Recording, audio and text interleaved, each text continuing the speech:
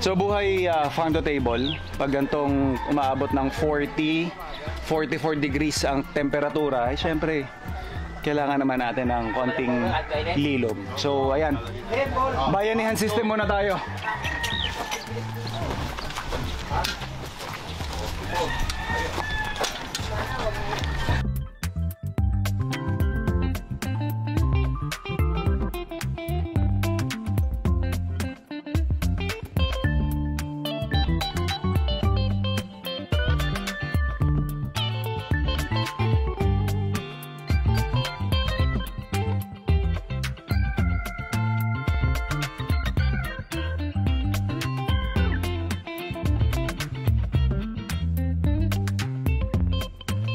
Sinabi nating itlog na maalat, madalas nating naiisip, ensalada. Pero pag napunta ka naman sa mga restaurants, ito yung kadalasan mong ma-order. Partner niyan, manok. Nagawa tayo, salted chicken, popcorn.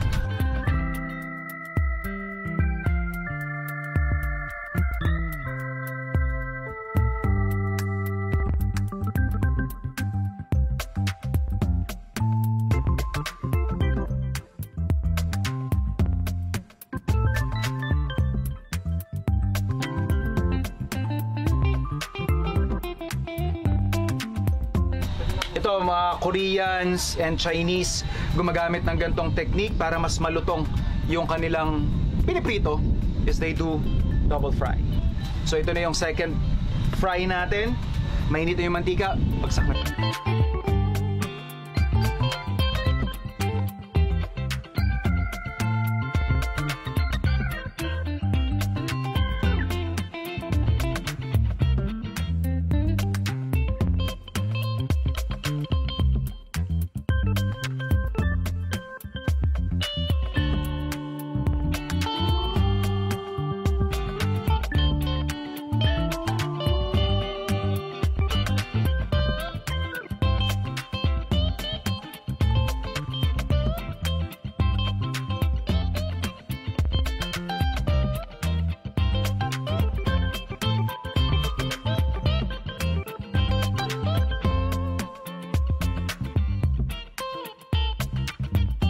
Kung gusto mong i-level up ang iyong French toast game, gumamit ka ng milk chocolate.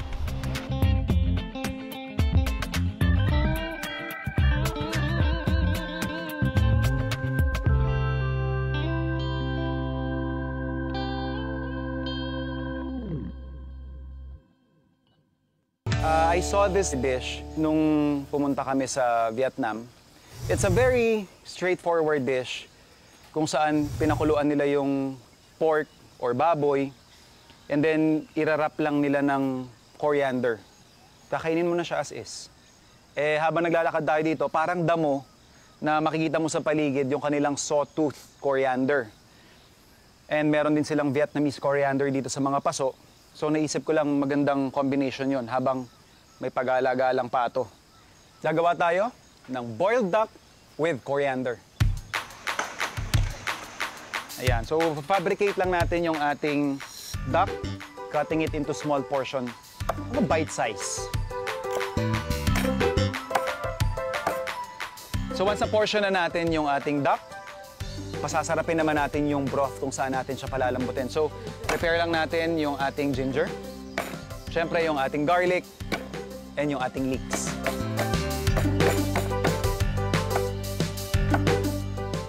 So meron tayo ditong stock. Lagay lang natin yung ating aromatics.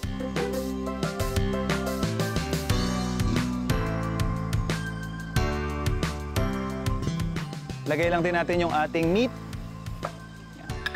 Season lang din natin ng fish sauce. Tsaka asin. So okay na yung ating process. Takpan lang natin to.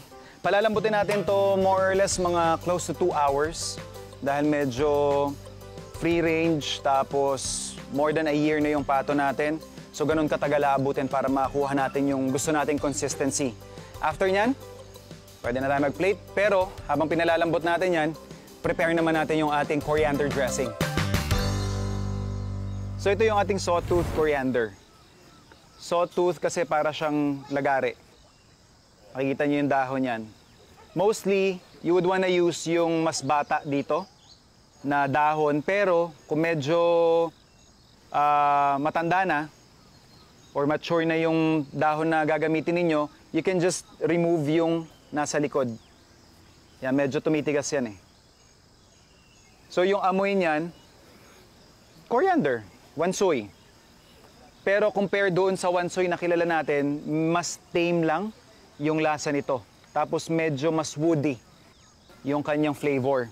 Ito naman yung Vietnamese coriander, para siyang mint or para siyang, actually para siyang basil din eh. Yung lasa niya, mas mababa yung pagka wansoy flavor niya, pero merong spiciness kang matitikman. Ayun, para siyang nagsisting sa dila mo. Which, masarap actually ito kapag medyo naluto mo na. I would prefer, kung gagawin mong fresh, ito. Or yung wansoy na kilala natin. Pero ito, definitely, pwede mo rin siyang i-add for more flavor. Ito yung madalas nilang ginagamit sa pho, sa Vietnamese cuisine, tsaka sa other Asian dishes. 2 hours na nating pinalalambot yung ating pato. Perfect time para i-prepare yung ating pinaka-dressing. So we have here yung leaves ng ating sawtooth coriander. Ipa-finely chop lang natin siya.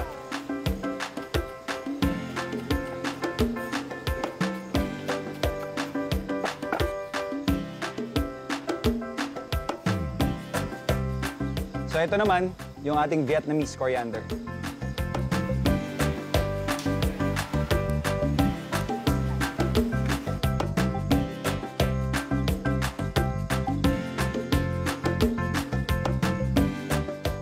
I'm just gonna add a chili. Meron din tayo ditong calamansi juice, fish sauce, and pepper. Let's check our duck.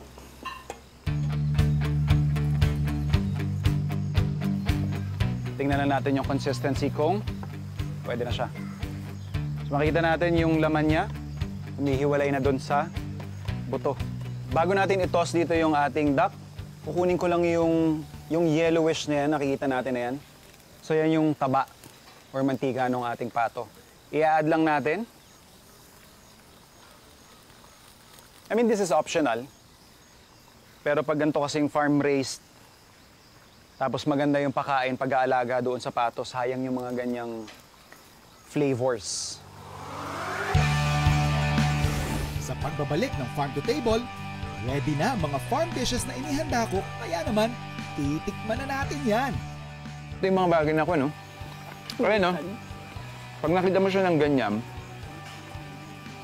mawawala lahat ng perception mo eh. Sa rabbit meat kung bakit hindi mo siya kinakain, di ba?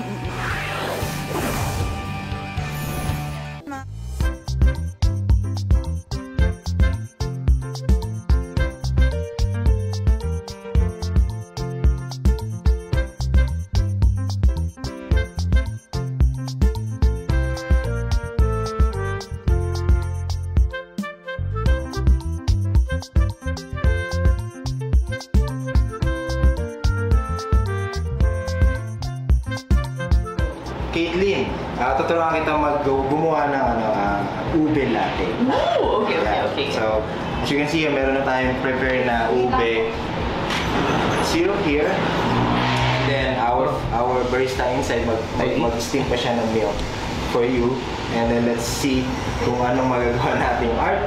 So, hopefully makagawa ka ng basic na art. Oh, okay. So, doon naman nag-start lahat ng latte art.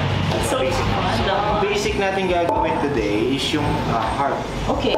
So ang gagawin natin, we have espresso here, we have steamed milk here. Ipo-pour mo na siya sa gitna. So patapat-pati dito. Make sure hindi nabibreak yung crema. Then when you're ready, almost full, i-pour mo siya sa gitna din. Ay, Ganun lang. Yun ganun lang daw. Yun lang yung gagawin mo mamaya. Kala ko may stencil, wala pala. Freehand lang pala to. Nakita ko na ganito siya. Yun, paano ma-remove yung bubbles? Then, bring it up. Distribute properly. Oh my gosh. Bring it up. Almost full, bring it down. Okay, almost full. And then up. Cut. Wow, sa akin flower to Actually, eh. what you made is a rosetta. Wow! It's Sorry. mas ano siya, advanced dun sa heart. Ooh, sorry guys. Advanced pala to.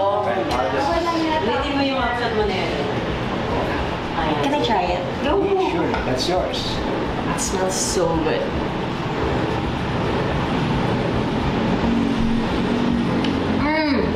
Oh my gosh. Guys, this is so good. You should really come here talaga. And Yo. if you want, latte art, I'll be here.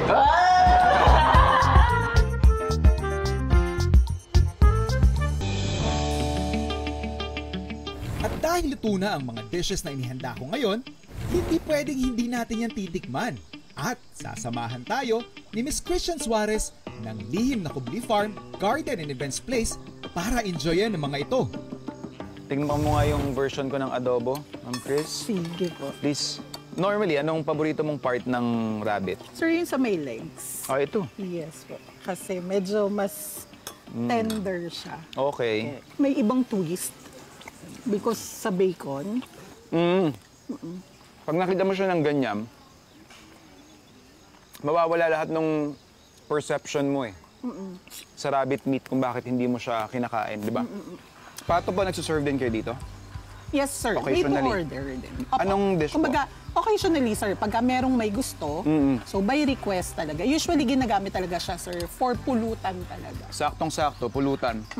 Ito, boiled duck. Kasi nilaga lang ito, mama. Walang, nilaga sa aromatics, pero, Yes. Thank you. no other steps ang ginawa. So ito yung kinote lang natin siya sa coriander. Oh, Which yung coriander nyo dito, ipag-alagala lang yung opo, sawtooth opo. ninyo. Yes, yes. Parang damo lang eh. Parang pulutan lang din siya. May konting kalamansi. Pero masarap no, kahit boiled lang siya. Di ba? Yun nga lang chef, hindi lahat kasi Yeah. nakaka-appreciate nung coriander. Totoo. May ibang tao built differently na hindi talaga nila ma-appreciate ang coriander. It's genetics. Isang masayang food adventure na naman ang ating pinagsaluhan today. Kita-kits ulit next Sunday, dito sa Farm to Table.